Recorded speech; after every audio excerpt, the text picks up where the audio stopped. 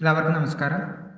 ഇന്നത്തെ ശുഭചിന്ത: മത്സ്യമോ മാൻപേടയോ മനുഷ്യനോ മാത്രം മതിയെന്ന ചിന്ത എത്ര അനാരോഗ്യകരവും അപകടകരവുമാണ്.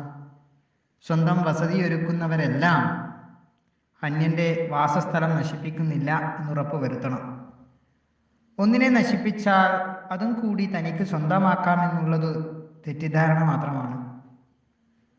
മണ്ണിൽ എഴയുന്നവർക്കും മാനത്ത് പറക്കുന്നവർക്കും രാജാവിനും പ്രജയ്ക്കും ജൈവ വ്യവസ്ഥയിൽ ഒരേ സ്ഥാനമാണുള്ളത്. ശ്വസിക്കാൻ വായുവും കഴിക്കാൻ ഭക്ഷണവും എല്ലാവർക്കും വേണം.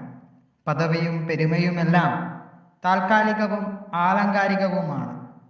അടിസ്ഥാന ആവശ്യങ്ങൾ മറന്ന് ആഡംബര ധാർഷ്ട്യങ്ങളെ പിന്തുടരുന്നവരെല്ലാം അകാലത്തിൽ വിടവാങ്ങും.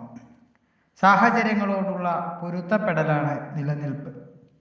ബലഹീനനെ പരിഗണിക്കേണ്ടി വരും, ബലവാനെ തോൽപ്പിക്കേണ്ടി വരും. സമാധാന ശേഷിയുള്ളവരുടെ ഒപ്പം പിടിച്ചു നിൽക്കേണ്ടിയും വരും. കണ്ടറിഞ്ഞും കൊണ്ടറിഞ്ഞും സമന്വയിക്കണം. എല്ലാവർക്കും നന്മകൾ ഉണ്ടാകട്ടെ. എല്ലാവർക്കും ജീവിത വിജയം ഉണ്ടാകട്ടെ. നന്ദി, നമസ്കാരം.